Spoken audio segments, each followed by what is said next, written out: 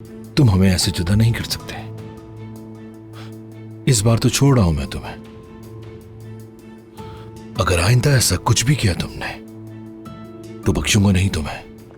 अगर उमर की नजर से देखती हूँ तो अब मेहमद से अलग ना होने का कोई जवाब ही नहीं बचता, जानती हो। ऐसा ही है।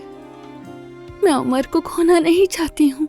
अरे मेरी जान, इधर आओ, सब ठीक हो जाएगा। उस इन्वेस्टर की अजीबोगरीब शराइत अच्छा, क्या कहा उसने, क्या शराइत है? मुझे अच्छी नहीं लगी। मगर ये ऐसे नहीं चलेगा सफिया। अम्मी की दवाई का वक्त हो गया है और जुमाना को देखो अभी तक आई ही नहीं है। कॉल करो।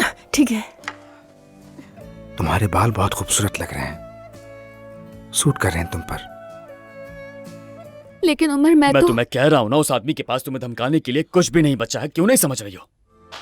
उमर खुदा के लिए मत जाओ। उमर मेरी बात।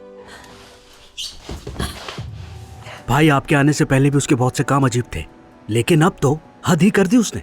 लड़की से जो कागजात साइन करवाए, देखें जरा। मैंने तुम्हें पहले दिन बताया था, शायद अपने पुराने आशिक से दोस्ती हो गई है। क्या ख्याल है, सही कह रही हूँ ना? खैर जो भी हो, हमें क्या लोगों की मोहब्बत से, और इस तरह की बातें तुम्हें भी सिर्फ नहीं देती। छोड़ो तुम। आयशा, मैं जानता हूं मैंने बहुत कुछ गलत किया है, लेकिन हम सब कुछ दोबारा शुरू कर सकते हैं अगर तुम मुझे माफ कर दो तो। नहीं कर सकती मेहमद। भाई देखिए, मैं आपका लिहाज कर रहा हूँ इसलिए कुछ नहीं कह रहा, वरना ठीक मैं। है मुराद, ठीक है, अपना काम देखो। किचन में जाओ तुम। मैं लिफाफे के बारे में जानती हूँ। मेरी तरफ से खबर का इंतजार करना, जल्दी मिलेंगे।